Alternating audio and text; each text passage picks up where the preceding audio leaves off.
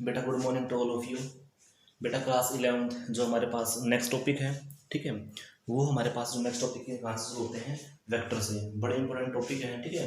तो बेटा एक चीज़ मैं बताना चाहूँगा, जो भी वेक्टर क्वांटिटीज़ है हमारे पास, चाहे स्केलर है चाहे वेक्टर है ना, चाहे उनके पोलर वेक्टर हैं, चाहे हम कह सकते हैं उनके एक तरह से एक्सियल वेक्टर हैं, जितने भी वेक्टर क्वांटिटीज़ हैं बहुत इंपॉर्टेंट है, आगे तक के लिए रोल प्ले करेंगे, ठीक है।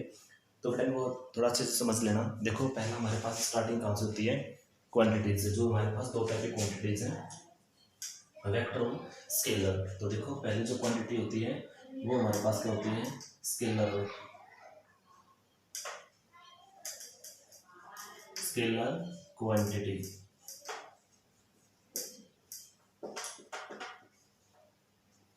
ठीक है बेटा। दो टाइप की क्वांटिटी है। पहले हमारे पास क्या है, स्केलर क्वांटिटी। ये वो क्वांटिटी है कि जिसका एक तरह से ओनली मैग्नीट्यूड्स, जिसका सिर्फ मैग्नीट्यूड है लेकिन कोई प्रॉपर डायरेक्शन नहीं होती, उसको हम क्या बोलते हैं, स्केलर क्वांटिटी।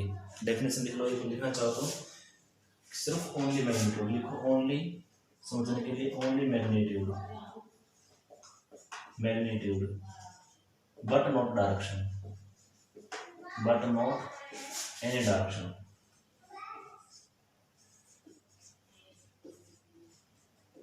कि ये ऐसी क्वांटिटी सिर्फ और सिर्फ जिनका एक तरह से मैग्नीट्यूड है लेकिन कोई डायरेक्शन नहीं होती प्रॉपरली। जैसे हम बहुत सारे एग्जांपल ले सकते हैं, जैसे मास है, टाइम है, लेंथ है। ये जो एग्जांपल है वो सिर्फ उसके अंदर क्या है, एक मैग्नीट्यूड की फॉर्म में लिख सकते हैं। जैसे मास 5 kg है, 6 kg है, 9 kg है, कुछ इस हिसाब से, लेकिन कोई प्रॉपर डायरेक्शन नहीं है, ठीक है। अब जैसे मैंने ये रख दिया यहाँ पे, सपोज कर लिया ये 5 kg का मास है, ठीक है। अब ये मास है जो 5 kg का, अब यहाँ पर क्या kg इसकी यूनिट है, तो ये 5 kg मास है, इसका मतलब क्या है, ये मैग्नीट्यूड हो गया, लेकिन इसकी कोई डायरेक्शन तो नहीं है। हमें पता ही नहीं किस डायरेक्शन में मूव कर रहा है ना, तो हमें ये पता कि भाई ये इधर की तरफ एक्सिस में गया हुआ है या एक्स एक्सिस में गया हुआ है या वाई डैश नेगेटिव पॉजिटिव, हमने पता ही नहीं इसकी डायरेक्शन। तो क्या कर सकते हैं, एक तरह से जो क्वांटिटी रेस्ट में है उसकी कोई कोई प्रॉपर डायरेक्शन हम नहीं बता सकते। जब तक कोई प्रॉपर डायरेक्शन ना बताएं किसका बिहेव करेंगे, वो स्केलर क्वांटिटी। जैसे मास हो गया, लेंथ ऐसे ही है, ठीक है। अब मैंने जूम कर लिया कि भाई ये लेंथ है, ये लेंथ मैंने मान लिया 10 मीटर है। अब ये जो लेंथ 10 मीटर है, अब हमने ये तो नहीं पता ना इसकी डायरेक्शन कौन सी है, ना तो हम ये कह सकते हैं कि किस डायरेक्शन में ये मूव कर रहा है। जब तक कोई प्रॉपर डायरेक्शन हम नहीं बता सकते, this quantity are called scalar quantities. Clear है बेटा। या हम कह सकते हैं टाइम है, ठीक है। अभी टाइम ले लिया मैंने, सपोज कर लिया, मैंने बोल दिया कि टाइम है ना 12:10 हो चुकी है, ठीक है। अभी 12:10 हो चुकी हैं, अब हम नहीं कह सकते ये डायरेक्शन कौन सी 12:10, ठीक है। ना तो हम कह सकते ये, क्योंकि घड़ा हमारे पास का जो क्लॉक है वो क्या है, एक तरह से मोशन कौन सा हो, एक तरह से क्लॉकवाइज एंटी क्लॉकवाइज निडल के अकॉर्डिंग है, लेकिन जो वॉच है वो तो मूव नहीं कर रही ना, वो तो हमारे से हैंड पे बांध रखी है, हैंड पे ही रहेगी, जहाँ पे लटका रखी है वहीं पर हैंग्स रहेगी, ठीक है। ऐसा नहीं है कि वो हमने घर में लगा रखी है कि कुछ देर के बाद कहीं और चले जाए, ऐसा तो पॉसिबल ही नहीं है ना। तो जो चीज़ें हमारे पास एक तरह से फिक्स्ड रहती हैं, this quantities are called scalar quantity, ठीक है। लेकिन यदि बात आती है वेक्टर क्वांटिटी, वो इसका अपोजिट हो जाएगा। अब देखो कैसे,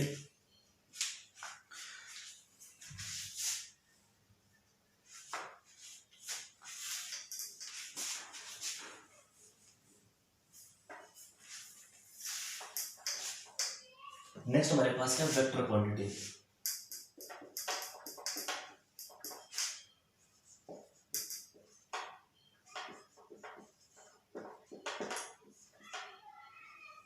ये जो वेक्टर क्वांटिटी होती है, ये वो क्वांटिटी है जिसका मैग्नीट्यूड भी होता है और डायरेक्शन भी होती है, ठीक है ना।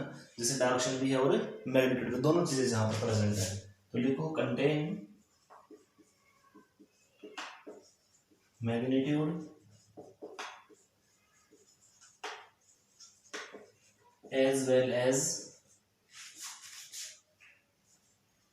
डायरेक्शन।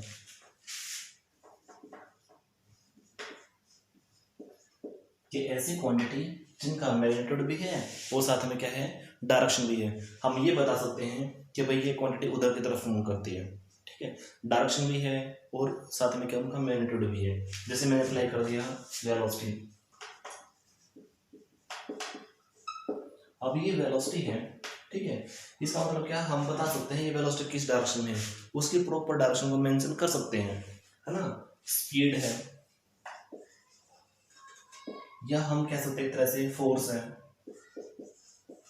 हम बता सकते हैं फोर्स किस डायरेक्शन में लगाया है। जैसे मान के चलो मैंने कोई बॉक्स रख दिया, यहाँ से फोर्स लगा दिया, तो क्या होगा, जो ये बॉक्स है ये मान लिया मैंने 15 kg का है, ठीक है। अब जहाँ हमने ये 15 kg का मैग्नीट्यूड है, अब जो हमने फोर्स लगाया इसका मतलब क्या है, ये अपनी पोजीशन यहाँ से सरक के कुछ देर के बाद ये यहाँ पर पहुंच सकता है, ठीक है। इसका मतलब क्या है, इसका ये एक तरह से मैग्नीट्यूड तो है ही, और डायरेक्शन यहाँ से लेकर के यहाँ तक चला गया। जहाँ प्रेजेंट है उसका नाम मैंने ए रख दिया, जहाँ पर पहुंचा उसका नाम क्या रख दिया, बी। इसका मतलब क्या है, ए पॉइंट से लेकर के बी पॉइंट तक जा सकता है, इसको हम क्या बोल सकते हैं, इसकी डायरेक्शन, ठीक है। अब ऐसे वेलोसिटी है, कोई ऑब्जेक्ट मूव कर रहा है, मैंने ह्यूमन बीइंग ले लिया, ठीक है। ये एक छोटा सा एग्जाम्पल है ह्यूमन बीइंग के लिए, ठीक है। अब ये ह्यूमन बीइंग है, जब चलना शुरू करेगा तो हम कह सकते हैं प्रॉपर डायरेक्शन क्या है, ए पर, कुछ देर के बाद ये यहाँ पहुंच जाएगा पॉइंट बी के आसपास। तो हम कह सकते हैं क्या, कि ये पॉइंट बी पे जो पहुंचा हुआ है, इस ऑब्जेक्ट का जो ह्यूमन बीइंग ले रखा है, सपोज कर ले इसका जो मास है 50 kg है।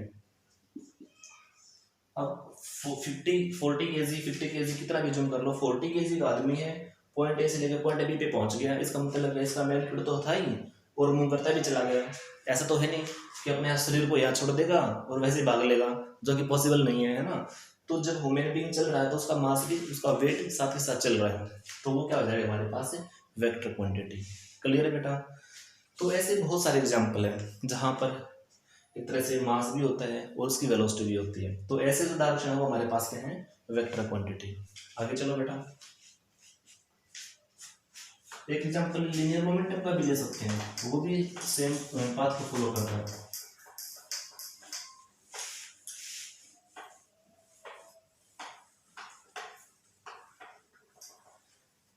जो नेक्स्ट हमारे पास ये एक तरह से जो टर्म्स कंसीडर की जा रही हैं, उस टर्म्स को हम क्या बोलते हैं, पोलर और एक्सियल। दो क्वांटिटी ऐसी हैं, दो वेक्टर ऐसे हैं, या तो पोलर वेक्टर बोल सकते हैं, या दूसरा नाम उनका एक्सियल वेक्टर। दोनों बहुत इंपॉर्टेंट है, समझो एक बार। एक क्या है एक्सियल वेक्टर और एक क्या हमारे पास पोलर वेक्टर।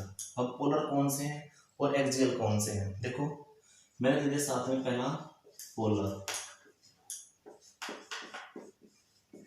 पोलर वेक्टर, और जो दूसरे होते हैं वो हमारे पास क्या होते हैं, एक्सियल वेक्टर।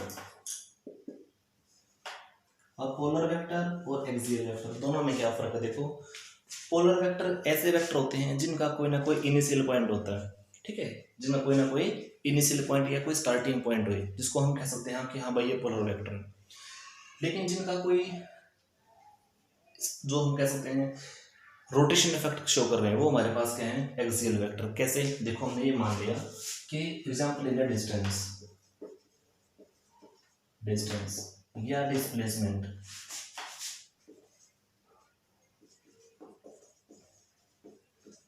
डिस्टेंस और डिस्प्लेसमेंट। अब देखो हमने सिंगल एग्जांपल लिया है, मैंने लिख दिया 3 मीटर, या क्या लिख दिया 5 मीटर। जी 3 मीटर लिखा है, इट मीन्स यहाँ से लेकर के यहाँ तक का डिस्टेंस, पॉइंट ए से लेकर के पॉइंट पी का जो ये डिस्टेंस है, ये लिख दिया 3 मीटर। और जो ये लिखा है पॉइंट ए से लेकर के पॉइंट बी का डिस्टेंस, वो लिखा 5 मीटर, ठीक है। तो जो ये 3 मीटर और 5 मीटर लिखा है, इसका मतलब क्या है, ये 3 मीटर जहां से ऑब्जेक्ट चलेगा वो उसका नाम क्या, पॉइंट ए, जहां पहुंचेगा वो क्या, पॉइंट बी। यहाँ जो 5 मीटर है, स्टार्टिंग पॉइंट क्या है ए, और फाइनल पॉइंट क्या है बी। इसका मतलब क्या है, जहां ऑब्जेक्ट चलना शुरू करे वो क्या हो जाएगा, उसका स्टार्टिंग पॉइंट। तो ये जो पॉइंट ए है इसका नाम क्या हो जाएगा, स्टार्टिंग पॉइंट।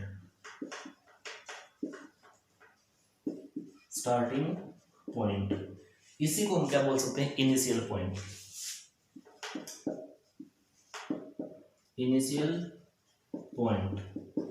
जो पॉइंट बी है इसका नाम लिख दिया ए, और जो पॉइंट बी है वो क्या है, फाइनल पॉइंट या रीचिंग पॉइंट,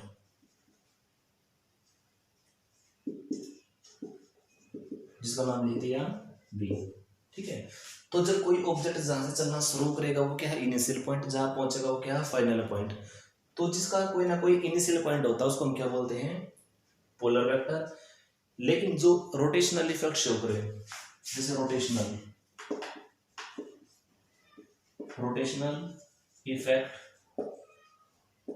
जो रोटेशनल इफेक्ट शो करे, रोटेशन का मतलब क्या होता है एक तरह से एंटी क्लॉकवाइज और क्लॉकवाइज रोटेट करवाना। ठीक है। अब जो इससे मैंने जिस मैंने ये लिख दिया पोलर वेक्टर, इसको दूसरी फॉर्म में एक तरह से क्वांटिटी समझो, एरो की फॉर्म में, एरो, जैसे एरो लगा देते हैं। अब ये जो एरो ना, ये एरो इसको हम क्या बोलते हैं वेक्टर। ठीक है। या हम कह सकते हैं इसको भाई हमने वेक्टर फॉर्म में लिखा, ठीक है। और ये जो वेक्टर फॉर्म में लिखा है इसका मतलब क्या है, यहाँ पर जो ये एंड है इसको हम क्या बोलते हैं टेल, और ये इसको क्या बोलते हैं हेड। ये क्या है टेल और क्या है हेड। तो जिस क्वांटिटी के ऊपर लगेगा, ठीक है, जिस क्वांटिटी के ऊपर लगेगा उसी का नाम क्या हो जाएगा, तरह से ये हमारे पास वेक्टर। ठीक है। तो अब जैसे दोनों तीनों क्वांटिटी वेक्टर फॉर्म में कैसे लिखी, क्वांटिटी को हम वेक्टर फॉर्म में कैसे लिख सकते हैं, देखो ध्यान से। अब मैंने ये लिख दिया, एरो बनाया है, ये एरो, जैसे मैंने लिख दिया एफ। अब एफ के ऊपर एरो लगा दिया, या लिख दिया ए, इसके ऊपर मैंने एरो लगा दिया। ये एरो लगाने का मतलब क्या है कि ये एफ, अब एफ नहीं काउंट किया जाएगा, इसको बोल सकते हैं वेक्टर एफ। अब ए को मैं ए नहीं लिखूंगा, इसको क्या बोलूंगा वेक्टर ए। ठीक है। जहां जिसके ऊपर एरो लग जाए, जिसकी हेड पे एरो लग जाए, वो हमारे पास क्या है वेक्टर। अब ये वेक्टर के दो एंड है, जहां एरो लगा हुआ है वो क्या है, उसका नाम क्या है हेड, जहां से एरो स्टार्ट हुआ उसका नाम क्या है टेल। ठीक है। तो ऐसे ही है हमारे पास पोलर वेक्टर। अब बचे हमारे पास क्या एक्सियल वेक्टर। एक्सियल वेक्टर कौन से होते हैं, जो रोटेशनल इफेक्ट शो करें। अब रोटेशनल इफेक्ट कैसे हो सकता है, देखो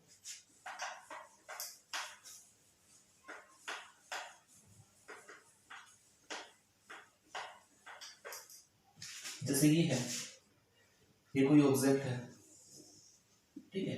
अब ये सबको पता है भाई डायरेक्शन दो होती हैं, या तो क्लॉकवाइज या एंटी क्लॉकवाइज, कि ऐसे ऑब्जेक्ट जो दोनों डायरेक्शन शो करें, वो क्लॉकवाइज भी हो सकती है और एंटी क्लॉकवाइज भी हो सकती है।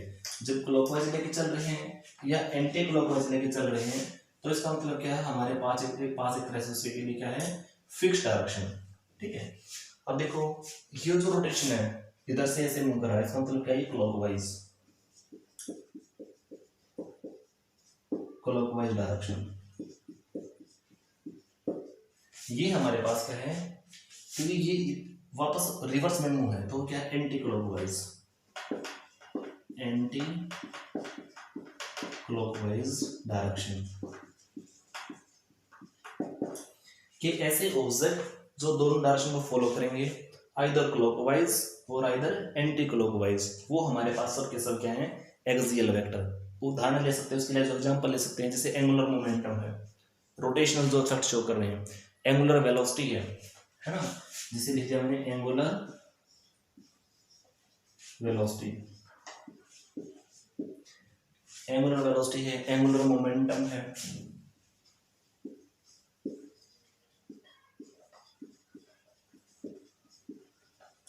टॉर्क भी हो सकता है। ठीक है। जो इस तरह के एग्जांपल्स हैं वो सब हमारे पास क्या है रोटेशनल जो शो करने वाले हैं, जो रोटेशनल इफेक्ट देंगे उसी को हम क्या बोल देंगे एक्सियल वेक्टर। अब देखो बेटा नेक्स्ट,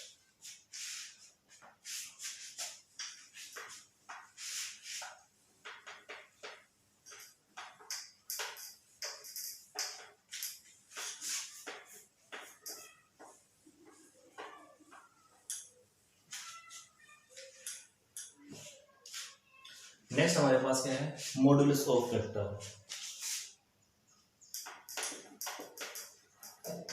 मॉडुलस वेक्टर। अब ये मॉडुलस वेक्टर क्या है कि ऐसे वेक्टर जहां पर मोड फॉर्म हो जाए, मॉडुलस लगे, जैसे अब हमने क्या पढ़ा था, जैसे मैंने लिख दिया ए।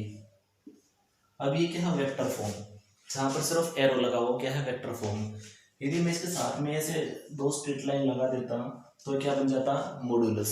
इसको हम क्या बोलते हैं मॉडुलस क्वांटिटी। अब मॉडुलस का काम क्या होता है, बड़ा इंपॉर्टेंट समझ लो, वैसे मैथमेटिक्स के अंदर भी आता है। अब जहां पर वेक्टर तो है ही है, साथ में दो एरो ऐसे मैंने स्ट्रेट डाल दी तो वो क्या हो जाएगा मॉडुलस फॉर्म। और मॉडुलस फॉर्म के अंदर जो भी क्वांटिटी पॉजिटिव होती है उसको तो बनाता है पॉजिटिव, जो क्वांटिटी नेगेटिव होती है उसको भी पॉजिटिव बना देता है। ठीक है, ये जो मॉडुलस है इसको ये ऐसे भी लिखा जा सकता है, ओनली सिंपल ए। ठीक है, तो याद रखना सिंपल ए, इसको बिना कोई वेक्टर फॉर्म में लगाया है या ऐसे मॉडुलस फॉर्म लगा दी, दोनों का मीनिंग एक ही है। ठीक है, काम क्या होता है इनका, जो क्वांटिटी पॉजिटिव में है उसको रिजल्ट कैसा देगा, पॉजिटिव ही देगा। जो क्वांटिटी नेगेटिव है उसका रिजल्ट क्या देगा, पॉजिटिव में। ठीक है, ऐसा नहीं होता कि नेगेटिव का पॉजिटिव है और पॉजिटिव का नेगेटिव हो जाए, वो गलत हो जाएगा। तो दोनों चीज सेम रहते हैं। ये रिजल्ट है, रिजल्ट क्या रहता है, सेम। नेगेटिव का पॉजिटिव, पॉजिटिव का पॉजिटिव, ये रिजल्ट किसके लिए बोलते हैं, modulus of A vector. Clear है। नेक्स्ट हमारे पास क्या है, तरह से यूनिट वेक्टर।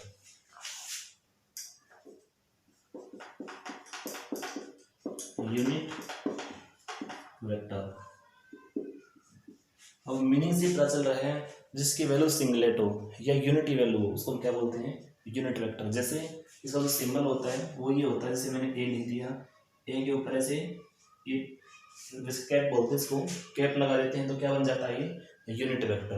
अब ये जो यूनिट वेक्टर है इसकी वैल्यू ऑलवेज क्या होती है, 1 या सिंगलेट।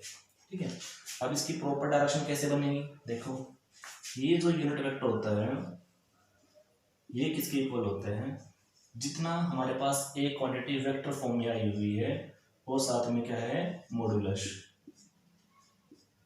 इसको हम क्या बोलते हैं, यूनिट वेक्टर। रख लोगे याद, जो ए यूनिट वेक्टर है किसके इक्वल होता है, ए एरो के साथ डिवाइड बाई ए मॉडुलस के साथ। और जो ए मॉडुलस है इसकी दूसरी फॉर्म कौन सी होती है, सिंपल ए। तो इसको लिखा जा सकता है क्या, दूसरी फॉर्म में A unit vector always equal to magnitude of A upon A. Clear बेटा, ये वैल्यू और ये वैल्यू दोनों क्या है, बराबर है, क्योंकि ए हमारे पास क्या है, यूनिट वेक्टर, यहाँ ए भी क्या है, यूनिट वेक्टर। ये जो मोड फॉर्म में आ रही है हमारे पास क्या है, मॉडुलस। सिंपल ए भी क्या है, मॉडुलस। ये जो फॉर्म है ये हमारे पास क्या है, वेक्टर, और ये भी हमारे पास क्या है, वेक्टर। तो चाहो तो लिख सकते हो, ए हमारे पास क्या है, unit vector,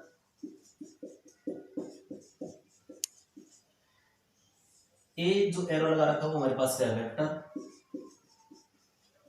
vector form. Simple ए लिखा है हमारे पास क्या है, मैग्नीट्यूड या मॉडुलस।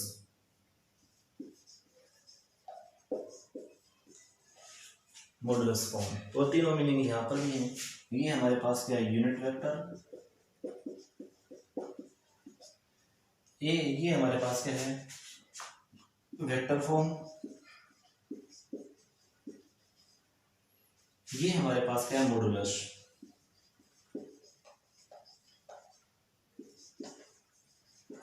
क्लियर है। तो ये हमारे पास क्या है, यूनिट वेक्टर, जिसकी वैल्यू ऑलवेज क्या होती है, सिंगलेट। रख लो यार, आगे चलो।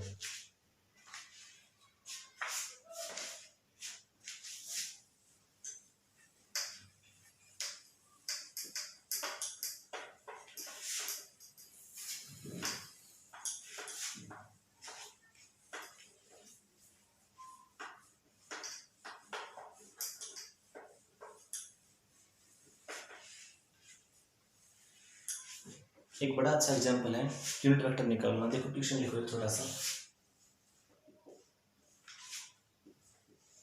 Late we consider vector A. जो वेक्टर ए है ना उसकी वैल्यू दे रखी है हमारे पास कितनी, 5x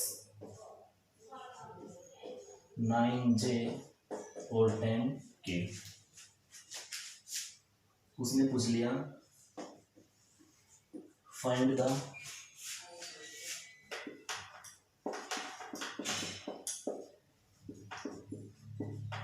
unit vector of this vector. कोई वेक्टर दे रखा है, ठीक है, और हमें निकालना क्या है, उसका यूनिट वेक्टर निकालना है। बड़ा आसान सा एग्जांपल है। देखो अब हमने अच्छे से पढ़ रखा है, ये हमारे पास क्या है, एक्स वाई और जेड। इसका मतलब क्या, आई जे के। इस एक्स को आई भी ले सकते हैं क्योंकि एक चीज समझ लो, एक्स है जो उसके साथ आएगा यूनिट वेक्टर आई, जो वाई उसके साथ क्या आएगा जे, और जो जेड है उसके साथ क्या आएगा यूनिट वेक्टर के। रख लो याद, जो एक्स है उसके साथ क्या आएगा आई, वाई के साथ क्या रहेगा जे, जेड के साथ क्या रहेगा के। ये तीनों लिखने का मतलब क्या है, ये तीन डायरेक्शन है, एक्स एक्सिस, वाई एक्सिस और जेड। तो टोटल यदि मैं आर लिख देता तो क्या हो जाता, X I unit vector, Y J, Z K. ये हमारे पास क्या है यूनिट वेक्टर एक्स डायरेक्शन के लिए, वाई के लिए और जेड के लिए। आर मेरे पास क्या है total direction, X Y Z के साथ क्या आएगा आई जे और के। अब निकालना क्या है वेक्टर, यूनिट वेक्टर निकालना है। अब देखो आंसर, जो ए वेक्टर है वो कितना दे रखा गिवन, 5 आई यूनिट वेक्टर, 9 जे और साथ में क्या है 10 के यूनिट वेक्टर। ये क्वांटिटी हमारे पास क्या है गिवन है। अब फॉर्मूला क्या है, unit vector A always equal to vector A upon modulus. अब ये हमारे पास ए होता है ये फॉर्मूले के लिए। अब देखो फॉर्मूले में पुट करो,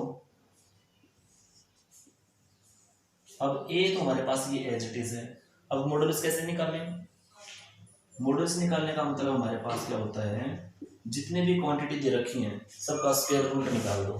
देखो कैसे, 5 का स्क्वायर 25, जो क्वांटिटी आई जे को छोड़ के जो बचे बस वो स्क्वायर कर दो।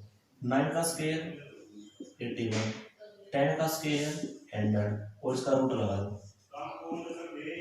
ठीक है, जब सबको सोल्व करवा के देखते हैं हम, 100 पे डाल दिया 180 और 25, बड़े सिंपल से तरीके से सोल्व करो। जैसे हमने लिख दिया 100, 81 ऐड करवा दिया और 25 को ऐड करवाओ। ठीक है, तो देखा जाए 5 1 कितना हो गया 6, 8 और 0 10 और 2 206। ठीक है, इसका मतलब क्या है, हमारे पास जो रिजल्ट आया हुआ है वो क्या हुआ है, रूट के लिए a can be written as modulus of a always a is equal to root of 206। ये आ गया a या मॉडुलस, और a हमारे पास ये है। अब फॉर्मूले में पुट कराओ, रिजल्ट क्या बचेगा, a की वैल्यू क्या है ये वाली